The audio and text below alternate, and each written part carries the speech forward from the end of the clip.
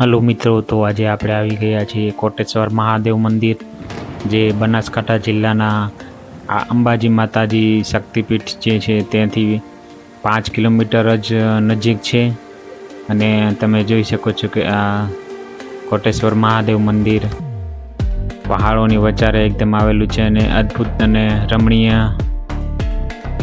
દ્રશ્યોની વચ્ચે આવેલું છે. તમે જોઈ શકો છો કે આ ભવ્ય મંદિર સામે દેખાઈ રહ્યું છે.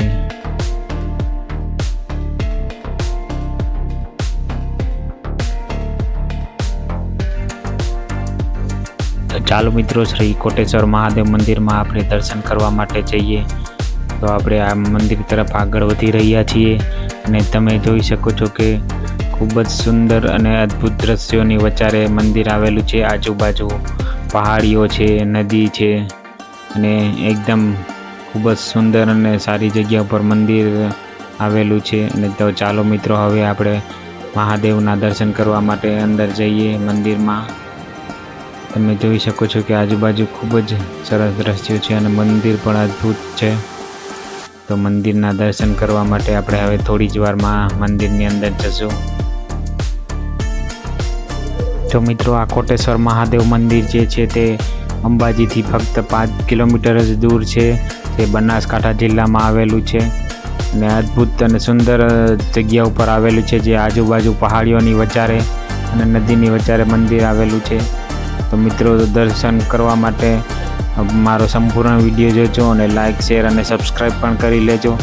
તો ચાલો મિત્રો, હવે આપણે મંદિરની અંદર દર્શન કરવા માટે જશું થોડી જ વારમાં. તો મિત્રો, વિડીયો લાસ્ટ સુધી જોજો. બહુ જ અદ્ભુત દ્રશ્ય અને દર્શન થશે મહાદેવના, અને આગળ પણ આપણે વિડીયોમાં અદ્ભુત દર્શન કરશું મહાદેવજીના.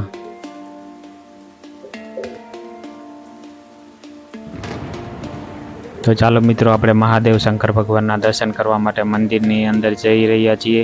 અને તમે જોઈ શકો છો કે આપણે મંદિરની સામે પહોંચી ગયા છીએ અને મંદિર ખૂબ જ અદ્ભુત અને સુંદર લાગી રહ્યું છે.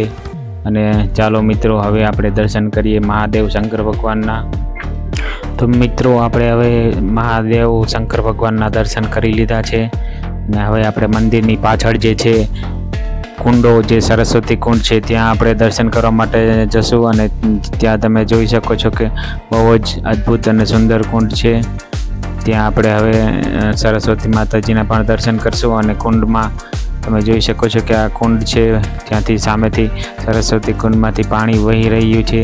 તો તેની તરફ આપણે આગળ વધી રહ્યા છીએ અને અહીંયા તમે સ્નાન કરી અને આનંદ અનુભવી શકો છો. તો મિત્રો, હવે આપણે આગળ દર્શન કરશું સરસ્વતી કુંડના. અને જે સરસ્વતી માતાજીની મૂર્તિ છે તેના પણ તમે જોઈ શકો છો કે પાણી વહી રહ્યું છે ઉપર કુંડમાંથી. જે પહાડો ઉપરથી આવી રહ્યું છે પાણી તે સામેથી. તો આપણે ધીમે ધીમે આગળ વધી રહ્યા છીએ કુંડ તરફ અને થોડી જ વારમાં દર્શન કરશું. તો મિત્રો, મારો આ વિડીયો અને અદ્ભુત દ્રશ્યો પહાડીઓના અને નદીઓના દર્શન કરવા માટે લાસ્ટ સુધી વિડીયો જોજો અને લાઇક, શેર અને સબસ્ક્રાઈબ પણ કરી લેજો.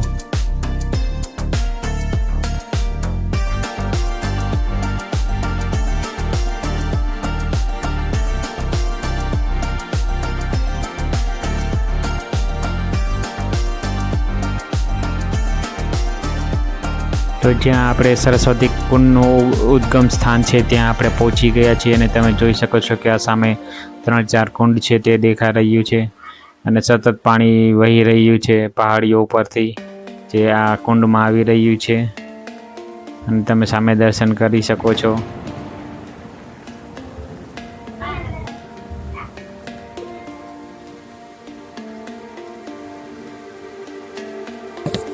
તો મિત્રો, તમે સામે સરસ્વતી માતાજીના મૂર્તિના દર્શન કરી શકો છો અને આ જે કુંડ છે તેના પણ તમે દર્શન કરી શકો છો. અને તમે જો અહીંયા આવો છો તો સ્નાન પણ કરી શકો છો.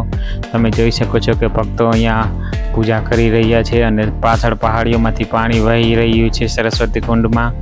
તો મિત્રો, મારો આ વિડીયો લાસ્ટ સુધી જોજો, લાઇક, શેર અને સબસ્ક્રાઈબ કરજો અને શ્રાવણ મહિનામાં મહાદેવના દર્શન કરી અને ધન્યતા અનુભવી. તો મિત્રો, લાસ્ટ સુધી વિડીયો જોવા માટે ખૂબ ખૂબ ધન્યવાદ અને લાઇક, શેર અને સબસ્ક્રાઈબ કરજો. અને લાસ્ટ સુધી વિડીયો જોયો ખૂબ ખૂબ ધન્યવાદ.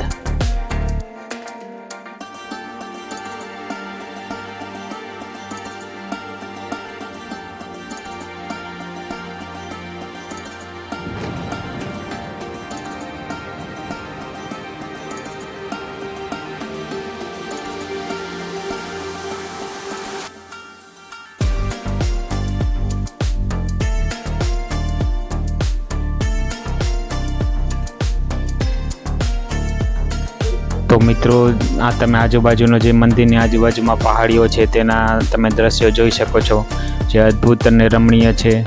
તમે જોઈ શકો છો કે અહીંયા નદી પણ વહી રહી છે અને પહાડ એકદમ વરસાદના વાતાવરણને લીધે ખૂબ જ સુંદર અને એકદમ હરિયુંભર્યું લાગી રહ્યું છે અને હરિયાળી પણ ચારો તરફ દેખાઈ રહી છે. અને તમે જોઈ શકો છો કે ચારો તરફ